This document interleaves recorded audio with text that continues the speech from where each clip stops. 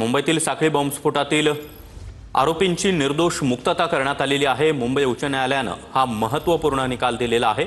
या प्रकरणातील सर्व 12 आरोपींची निर्दोष मुक्तता करण्यात आलेली आहे। आता या संदर्भात राज्य सरकार काय भूमिका घेतं, पोलीस या संदर्भात काय भूमिका घेतात हे पाहणं अत्यंत महत्त्वाचं असणार आहे। मात्र 11 जुलै 2006 रोजी मुंबई हादरवून टाकणारी अशी ही घटना 2006 मध्ये झालेला साखळी बॉम्बस्फोट, मुंबई लोकलमध्ये हा साखळी बॉम्बस्फोट झालेला होता आणि या प्रकरणातील आरोपींची आता निर्दोष मुक्तता मुंबई उच्च न्यायालयाकडून करण्यात आलेली आहे। ज्येष्ठ कायदेतज्ञ आणि खासदार उज्ज्वल निकम सर आपल्या सोबत जोडले गेलेले आहेत। निकम सर, आपलं स्वागत। अत्यंत धक्कादायक अशी बातमी खरं तर म्हणावी लागेल, मात्र उच्च न्यायालयाने आता या साखळी बॉम्बस्फोटातील 2006 चा जो साखळी बॉम्बस्फोट झालेला होता त्यातील आरोपींची निर्दोष मुक्तता केली आहे। आपली पहिली प्रतिक्रिया? मी हा खटला मुंबईच्या सत्र न्यायालयात चालवलेला नव्हता। पहिली गोष्ट, मी त्या खटल्यामध्ये विशेष सरकारी वकील म्हणून देखील नव्हतो।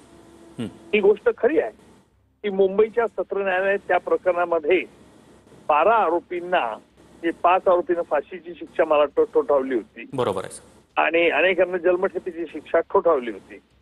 अर्थात माझ्या मते हा संपूर्ण मुंबई सत्र न्यायालयात चाललेला खटला हा आरोपींच्या पोटा कायद्याच्या कबली जबाबावरती आधारित होता।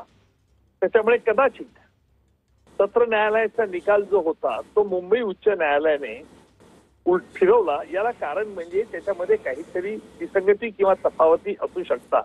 अर्थात मुंबई उच्च न्यायालयाचं निकालपत्र मी पूर्ण वाचन केलेलं नाही, कारण मुंबई उच्च न्यायालयात देखील मी हे अपील अगेन्स्ट कन्व्हिक्शन जे होतं ते देखील मी चालवलं नव्हतं। त्याच्यामुळे त्या खटल्याच्या गुणवत्तेबद्दल मी काही सांगू शकतो नाही। बरं, मात्र निकम सर, आता राज्य सरकार पुढे पर्याय काय आहे? कारण 189 जणांचा बळी यामध्ये गेलेला होता। अत्यंत संवेदनशील असं हे प्रकरण आजपर्यंत या प्रकरणाकडे पाहिलं गेलेलं होतं। या संपूर्ण तपासामध्ये थोडी कॉन्ट्रोवर्सी होती, कारण काही आरोपींनी सांगितलं होतं मुंबईच्या न्यायालयात दुसऱ्या खटल्यातील की आम्ही हा बॉम्बस्फोट घडवलेला आहे, परंतु त्या अगोदरच याच्यातलं आरोपपत्र हे दाखल झालेलं होतं।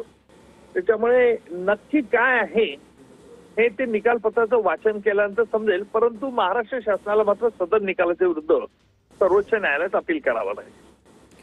नक्कीच निकम सर, खूप खूप धन्यवाद, तुम्ही आमच्याशी संवाद साधलात त्यासाठी। तर मुंबई हायकोर्टाकडून आता आरोपींची निर्दोष मुक्तता करण्यात आलेली आहे। या